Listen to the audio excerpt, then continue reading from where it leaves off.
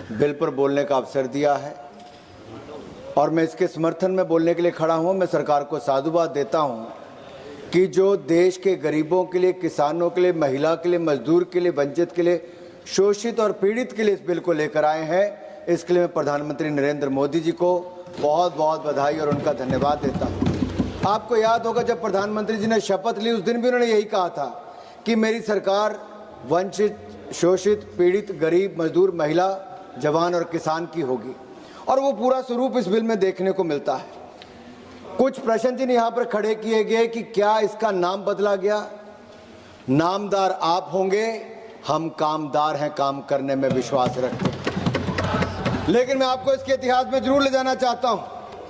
आप देखिए, आपने इसका नाम पहले क्या था, और 1980 से इस तरह की योजना चल रही जहां पर रोजगार की गारंटी की बात करते हैं।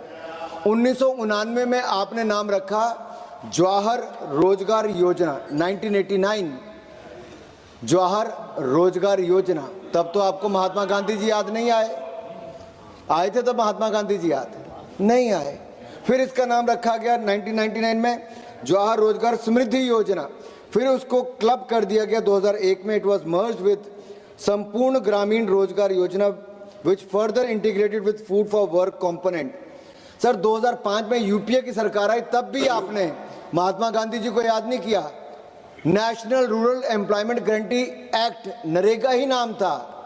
2009 आते आते आपको चुनाव के समय महात्मा गांधी जी याद आए, ज्ञानोदय हो गया। तो आज पूरी कांग्रेस यहाँ पे नहीं है, लेकिन मैं उनको याद करा दूं उन्होंने महात्मा गांधी जी को कितना याद किया था। लेकिन तो अपने नेताओं को बता देना जो आप विदेश घूमने गए हैं। अब मैं बताता हूं सर, इसमें फर्क कितना है। सर फर्क कितना है मैं इतना बताता हूं। आप यहां गांधी जी को याद करें, लेकिन आपके गांधी बाहर हैं। मैं मनरेगा में साहब केवल 100 दिन का रोजगार उपलब्ध था।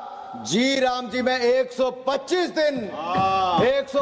दिन के लिए उनको रोजगार के अवसर होंगे। और यही नहीं, 15 दिन के बाद आप लोग पेमेंट देने की बात मनरेगा में करते थे। इसमें हफ्ते में आपको पैसा मिलेगा। आपके समय मस्ट्रोल में धांधलियां होती थी, गरीबों का पैसा खा लिया जाता था, हजारों करोड़ रुपए की चपत लगती थी। नरेंद्र मोदी की सरकार ने जनधन योजना में खाते भी खुलवाए। अब उन्हीं खातों में पैसा डालने का काम भी नरेंद्र मोदी की सरकार ने किया है। माननीय सभापति जी, मैं आपके माध्यम से बताना चाहता हूं, यूपीए की सरकार में 30 से 40 हजार करोड़ से ज्यादा का बजट नहीं हो पाता था। वो भी ढंग से खर्च नहीं होता था।